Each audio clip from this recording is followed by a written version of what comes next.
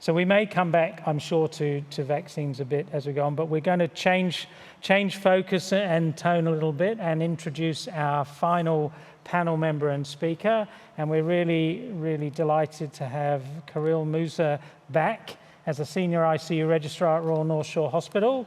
Last year, Khairil was deployed to Yemen to open Médecins Sans Frontières' first COVID-19 ICU and worked in their trauma hospital in Aden, and was then deployed to Iraq to manage their COVID-19 ICU in Baghdad. Khairil's someone who'd be really hard to, actually be quite easy to dislike because he's so talented. Not only does he this fantastic humanitarian work, he's also a classically trained dancer, and my wife would also tell you I have 4 left feet. And he's the creative lead for the last 2 SMAC opening ceremonies, and we'll do the same for CODA once we actually get together. And Khairil's going to talk to us about those experiences that he has had in those countries, something that I'm certainly very looking forward to. Khairil. Thank you, Simon. That's exceptionally kind. I started 2020 as a novice humanitarian, and I remember waiting in nervous anticipation for my first field deployment.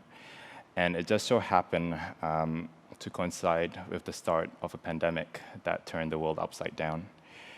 And in my preparation to go into the field, I remember talking to a number of experienced field workers and just really wanting to know what I needed to prepare, what I needed to do. And interestingly, one of the most best pieces of advice that I received was actually from Vera, who I was lucky enough to meet about 2 years ago at a course. And I remember her saying that you needed to go to the field with an open heart and an open mind. Be prepared for the experience to change your life and to learn more than you've ever learned. And true enough, I did. And reasonably early into my mission in Yemen, after facing some of the biggest challenges I've ever had to face, I find myself pondering the answer to this question. And actually, it wasn't till much later, months after my mission ended and I left the field, that the answer became apparent, and I'll share that with you before my talk ends. So in May of 2020, I was deployed to Aden.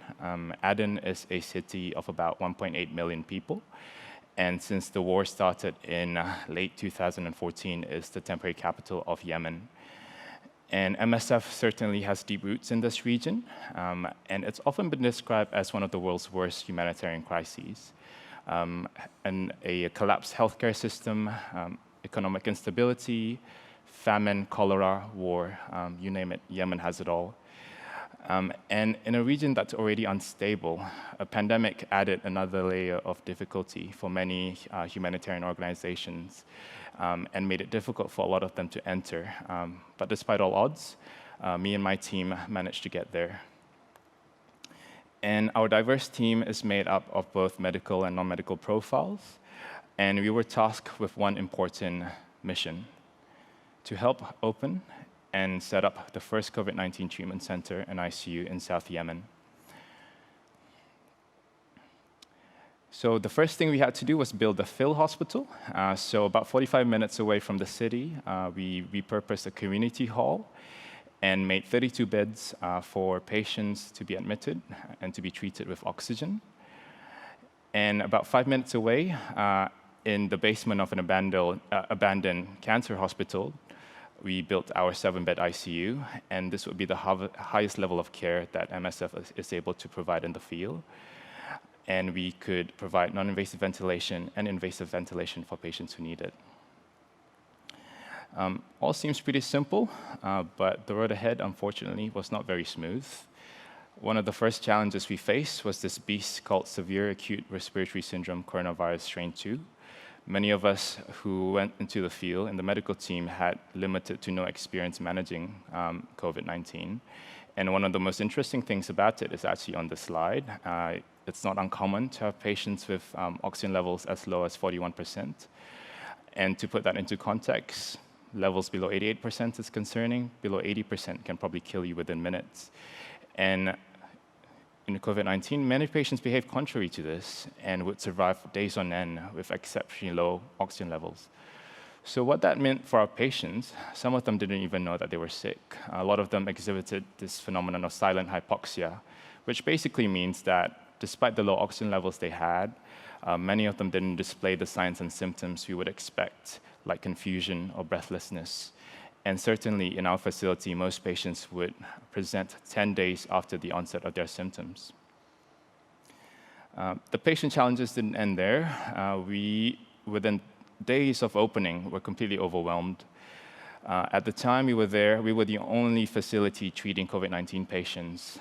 In Aden, most of the hospitals were terrified of COVID, so refused to treat or admit these patients. And many would travel hours and hours to get to us. And despite the difficulties, we persevered, and we provided them what their bodies are in such short, desperate need of. And that's oxygen, and they needed lots and lots of it. And in Aden, unfortunately, we had no access to liquid oxygen or centralized oxygen, and most of our supply came in these big, bulky cylinders. And we would use upwards to 170 cylinders each day to treat our patients. And the logistical challenge of transporting, procuring, delivering these oxygen safely to patients is enormous. And of course, the supply challenges didn't end there.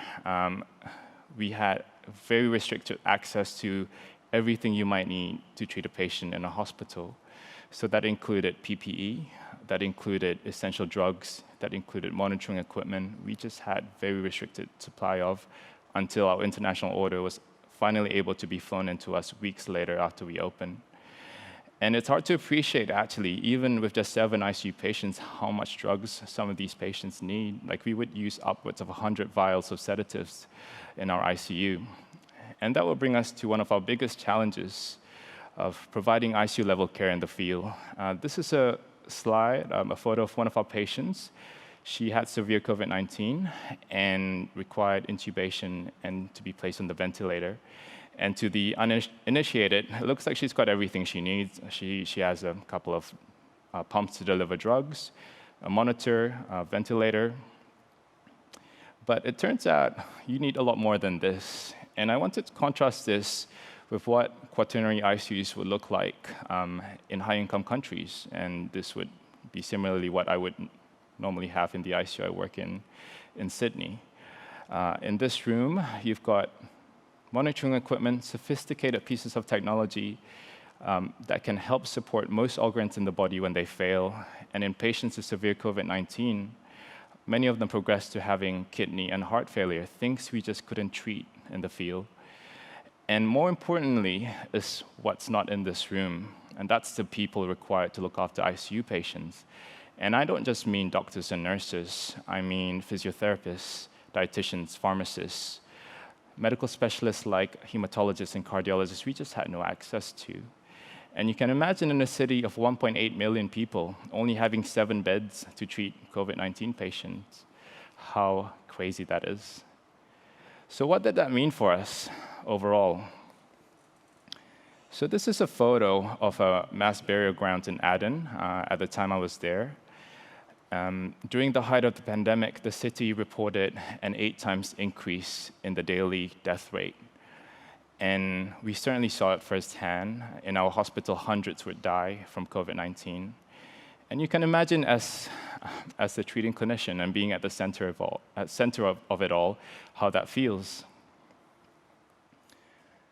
I remember calling a friend back home when I was in Aden, and I described it as like being in hell on earth. You feel so much pain, you feel so much anger and despair. And the pain you feel would rip your soul to pieces every single day. But I soon discovered that it is pain that gives you purpose. And with each day, the sun still rises. And you find comfort in a lot of different places. You find comfort in the people down in the trenches with you. You find comfort in the Yemeni spirit, which is so stubbornly strong and resilient. And you find comfort, perhaps, in knowing that everyone tried the best they could in exceptionally difficult circumstances. And of course, there were little wins along the way. This is a photo of the first intubated patient that we taught our team to prone. And proning, for those who don't know, basically means turning a patient onto their stomach to help improve oxygen delivery to the lungs. And as you can see by the number of people in the room, what a big undertaking it is. And I felt quite proud to be able to bring some of this knowledge that I learned myself in my ICU in Sydney to the people of Yemen and train our doctors and nurses to be able to perform it safely and basically give them another tool in which to manage patients with severe respiratory failure. So we come back to the start. So what is the difference? In the grand scheme of things, there is no difference. It's all different ways to just describe a terrible situation. And for me, Aden was terrible, but it was also equal parts incredible. It was equal parts extraordinary. And I did learn a lot in the end. I learned a lot about myself. I learned a lot about humanity. I learned what the activist Jill Hicks meant about the power of a handhold, and sometimes how it doesn't matter how knowledgeable, how skilled you think you are, sometimes all you can do is hold the patient's hand and give them comfort when they are dying. I learned as well that the smallest grain of hope can carry you through the darkest of times. And it's actually that hope that brings me here today, to remind all of us that our humanity lies in our ability to care for others, to speak up for those without voices, and to stand up for those who are marginalized and vulnerable. What COVID-19 taught me in the end was that it doesn't matter who you are, it doesn't matter where you live. At the end of the day, adversity affects us all. And in the end, all we can do to get out of the dark is to be together, hand in hand. Thank you.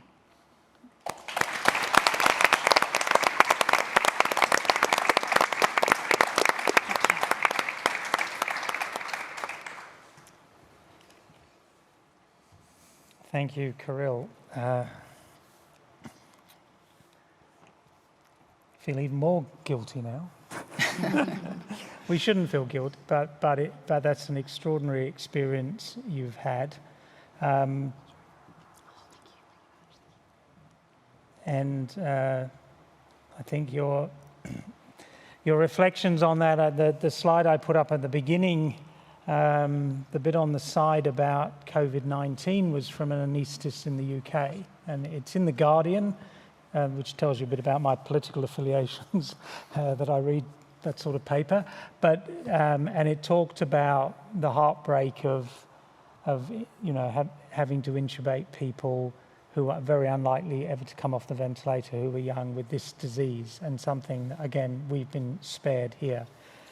So we're going to just the next section to talk a little bit about the clinical management of COVID, and maybe starting. Vera and Nick, you both have experience of working overseas and working with humanitarian organisations. So maybe a comment from both of you on Khairil's presentation, and whether we touched a bit in talking about vaccines, about this equity issue, and do we have faith in international institutions any longer? You can fight amongst yourselves for who goes first, and I'll shut you up if you're going on too long. Well, I'll go first, because I just want to be the first one to say thank you very much for that presentation. That was amazing. I've seen a few of those. I've not seen many so heartfelt and really so emblematic of how difficult it must have been on your first mission as a humanitarian, but also during a pandemic. There won't be many people around the world who have experienced that. We saw the questions, so I got some time to prepare, so I can be nice and quick. But the thing about international institutions is you can't judge their effectiveness by what they're doing at the moment. It's imagine what would be happening if they weren't around. They're never going to do enough. If this sort of thing is happening, which we know it is, there's an unspoken, unheard of tragedy going on in the world at the moment.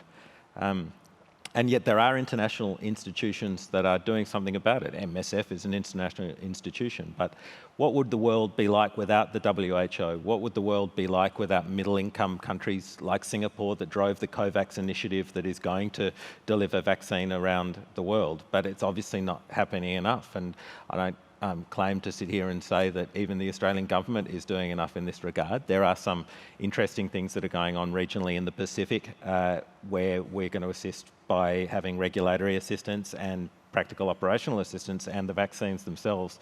You know, I hope that they can be delivered free of charge, and they should be. Some companies are doing it at cost. Some are making an undisclosed profit. I'm not even going to mention which ones they are, but they should just be given out for free, really, along with all the technical assistance that we can provide to be able to mass vaccinate the world's population as soon as we can. And Leighton, I want to thank you, Khairil. That was really, I can tell that you're very moved by your experience, and you're the real deal. So that you know, after that experience, welcome to the whole humanitarian riddle, really. So, but what I wanted to say, as an offshoot to your presentation, is that many of you will know that MSF was a philosophical child of the ICRC, and one of the ICRC's greatest contribution to sepsis in humanitarian settings, because after all, when field hospitals are set up, that's what it's trying to do. It's actually trying to bring some order into the disorder, but this order has some very specific components, which I feel is one of the ICRC's greatest contribution to the humanitarian world. They produced this book called Hospitals for War Wounded in 2005. It is a spectacular document, and it's about how to, from everything, how to build a hospital, to the philosophy about it, how to pay your staff, how do you train untrained staff, and so on. But the only thing that has a red box in the whole book is this, and I think it's wonderful. So what the wounded, or you can say the sick or the septic, what they need is access, which we've spoken about before, to a safe place that has water and power, and with competent surgeons, or call this competent doctors, looked after by good nursing staff, which is your point about all the other people, in a well-organized system with good supplies.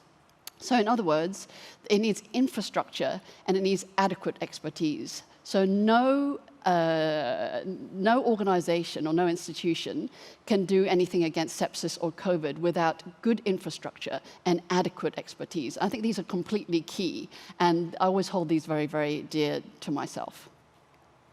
So I'll throw this to Julie, but if you want to bat it off to someone else. It's interesting that a component of this is where I'm reading in the newspapers about vaccination and delivery of vaccines being used basically for political or geopolitical power and influence. Is that something we should be concerned about, or we just think, oh, look, if country A wants to deliver large amounts of vaccine to our region of the world or to Africa, because it's got ulterior motives, that's okay, because they're delivering the vaccine? Well, my view is that the outcome is what's most important, that people in all countries get equitable access to vaccines, and they get the needed technical support to roll out those complex programs. I see Nick nodding there, so I'm going to bat to him. But before I do, Australia has committed $523 million to supporting the region, so Pacific Island nations and some Southeast Asian nations, with vaccination and with technical support for COVID-19. Now, how you see that, I'm sure there's a security agenda there. Of course there is.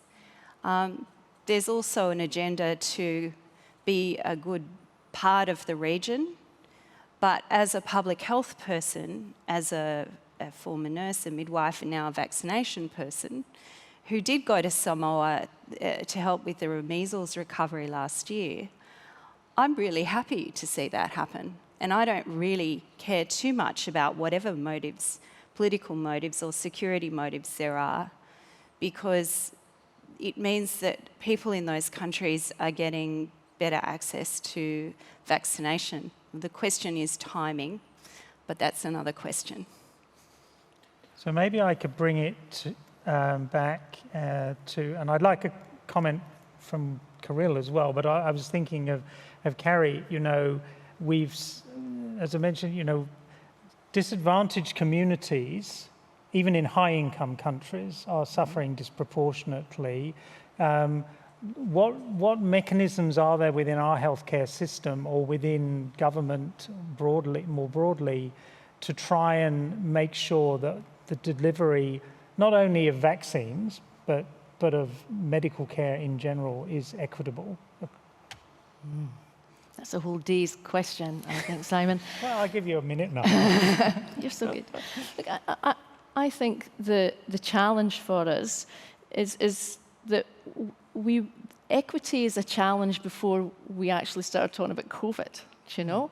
And, you know, such a heartfelt presentation that we've had from Khairil today, and it made me remember my time in North Iraq, and where I saw things that I've never forgotten, but I've seen similar things in the middle of the streets of Glasgow as well. And, you know, I think we've got such a challenge around equity no matter where we stay.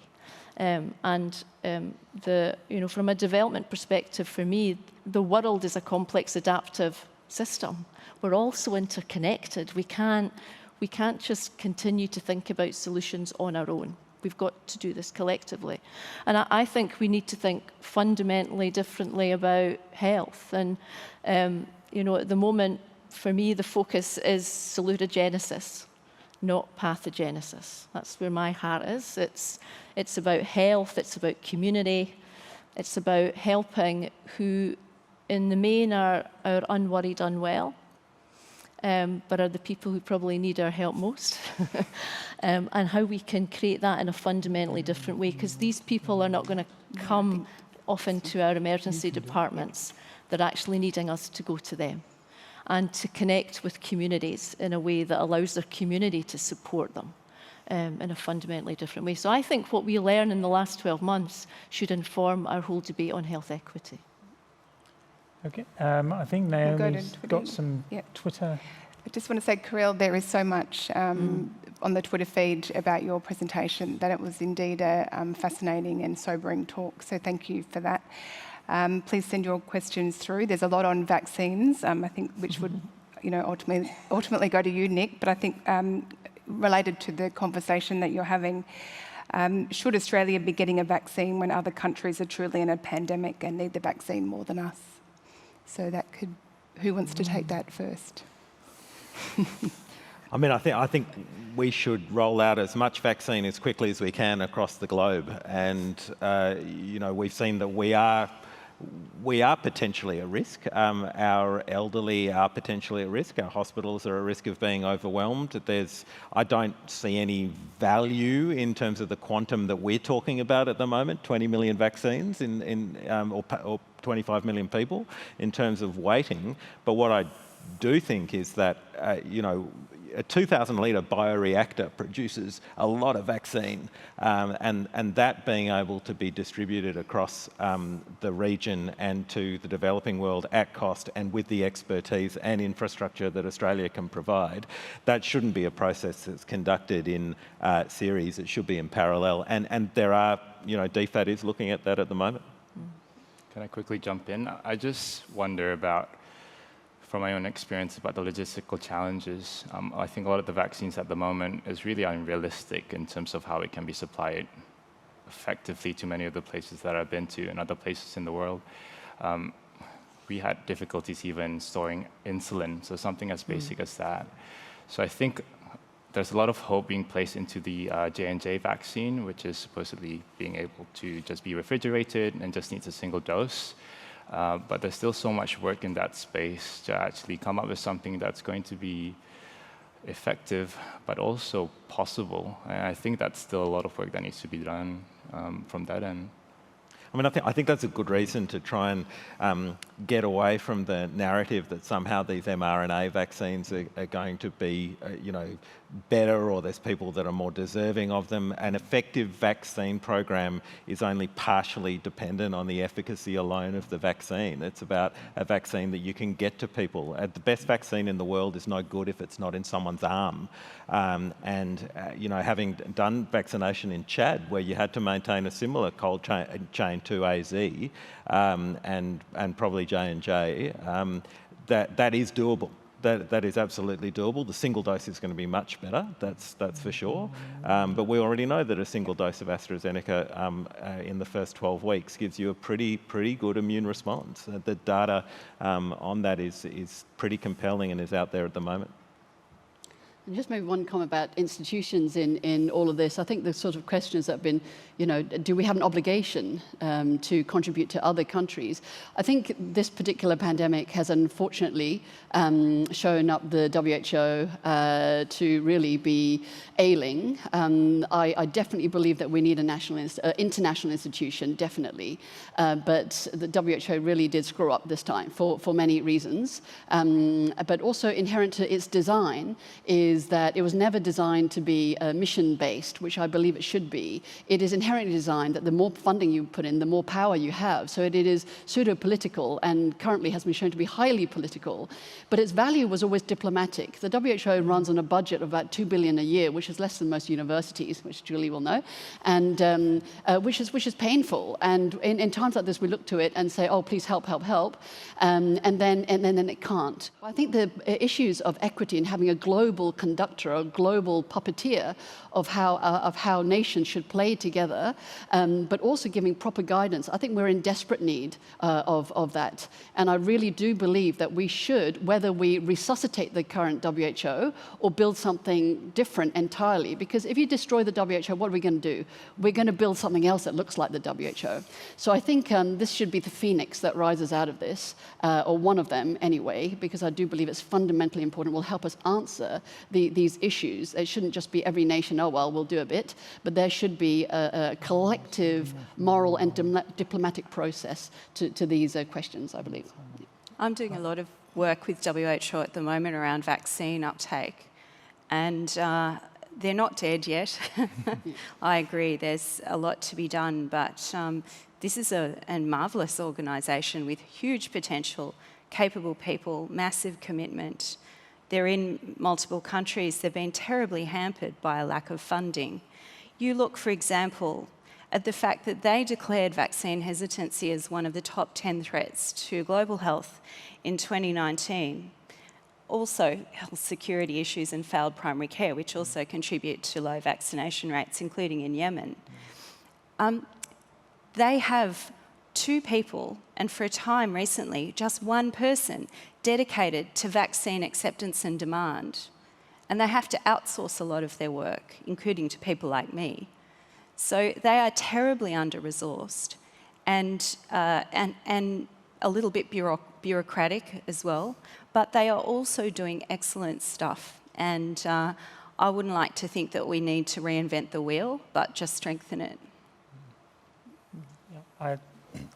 I'll add a little personal comment, because obviously this is part of, you know, sepsis was the 3rd priority identified when CODA was set up after the planetary health or climate science, or whatever we wish to call that, then equity in health care, and then sepsis and antimicrobial resistance after that. And in fact, the WHO did pass the WHA in 2017 passed a resolution on sepsis, and I've been involved with them in trying to enact the resolution, and it became very apparent to me, as someone who was very naive about the WHO and hadn't really worked with them before, exactly what you said: under-resourced, very committed people, but absolutely no budget to, it passed a resolution which called for a massive change without a budget to deal with it. And unfortunately, a lot does come down to money.